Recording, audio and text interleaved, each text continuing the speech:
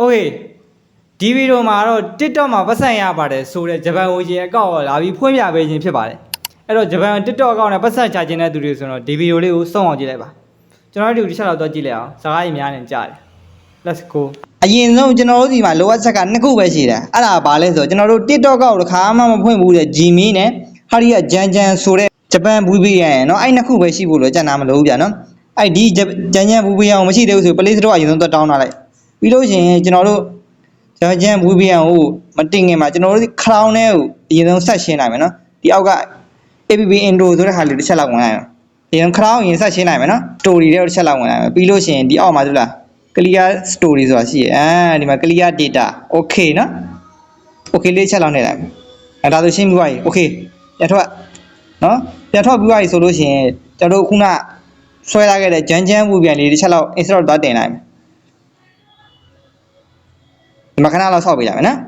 ကြော်ညာလေးပြီးသွားပြီဆိုတော့ကျွန်တော် VPN လေးတင်လိုက်မယ်နော်ဒီမှာ VPN ကတိုဂျိုဂျပန်เนาะဂျပန်ကိုတော့ရွေးပြီးတော့တိုဂျိုရွေးရလိုက်ပါဗျတင်ပြီဆိုလို့ရှိရင်ကျွန်တော်ခုနဆက်ရှင်းခဲ့တဲ့ Crown နဲ့ကိုတစ်ချက်လောက်ပြန်ဝင်လိုက်မယ်နော် Crown ကိုလည်းဆက်ရှင်းခဲ့တာဖြစ်သည့်အတွက်ကြောင့်မို့ကျွန်တော်တို့ Gmail တစ်ခုနဲ့ login ပြန်ဝင်လိုက်ပါနော်ဝင်ပြီးပြီဆိုလို့ရှိရင်ကျွန်တော်တို့ Crown ရဲ့ဆက်ပါမှာနော်ဝင်တော့ဘာရှာရမလဲဆို first.com first.com လေးတစ်ချက်လောက်ရိုက်ချလိုက်တွေ့လားအပေါ်ဆုံးမှာပေါ်တဲ့ဟာလေးတစ်ချက်လောက်နှိပ်ပြီးတော့ဒီကောင်အင်တာနက်စစ်တာနော်ကျွန်တော်တို့ရဲ့အင်တာနက်ကဂျပန်ကိုရောက်မရောက်ဒီနားလေးမှာခဏလေးလောက်ဆောက်ပေးလိုက်မယ်နော်ဒီတိုင်းပေါ်သွားပြီဆိုလို့ရှိရင်အောက်ကစာတမ်းမဲလေးကိုနှိပ်ပေးလိုက်မယ်ကျွန်တော်ဘယ်ရာဝဲလို့မြားလေးဝိုင်းပြပေးလိုက်မယ်နော်ဒီနားရောက်လည်းခဏလောက်ဆောက်ပေးပြီးတော့ဒီစာလုံးအကုန်လုံးမဲတဲ့အထိကိုခဏလောက်ဆောက်ပေးလိုက်မယ်နော်ဒီမှာတွေ့လားစာလုံးအကုန်လုံးမဲသွားပြီဆိုလို့ရှိရင်ကျွန်တော်တို့ home နဲ့တစ်ချက်လောက်ပြန်ထွက်လိုက်မယ်တွေ့လားခရောင်းရဲ့မျက်နှာပြင်ပေါ်မှာဂျပန်ဆိုတဲ့ဒီမှာဒီ logo လေးပေါ်နေပြီအဲဆိုကျွန်တော်တို့ဂျပန် TikTok ကိုဆောက်ရှောက်ဖို့လုံးဝ okay သွားပြီအဲ့တော့ဘာလုပ်ရမလဲဆိုကျွန်တော်တို့ဆက်ပါမှာ sign at TikTok လို့ရိုက်ပြီးတစ်ချက်လောက်ရှာလိုက်မယ်เนาะကျွန်တော်ကဒီမှာရိုက်ပြီးရှာတာဒီအတွက်ကြောင့်မို့ကျွန်တော်တစ်ချက်လောက်နှိပ်လိုက်မယ်ရိုက်ရှာပြီးသွားဆိုလို့ကျွန်တော်တို့အဲ့တဲကိုတစ်ချက်လောက်ဝင်လိုက်မယ်เนาะဒီနေရာကိုရောက်ပြီဆိုလို့ရှိရင်ကျွန်တော်တို့က Gmail နဲ့ဖွင့်မှာဖြစ်သည့်အတွက်ကြောင့်မို့ကျွန်တော်တို့ contain with Google ကိုတစ်ချက်လောက်နှိပ်လိုက်မယ်เนาะ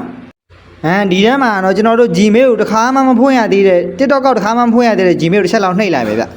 ပြီးလို့ရှိရင်ကျွန်တော်တို့ contain new ကိုတစ်ချက်လောက်နှိပ်လိုက်မယ်နော်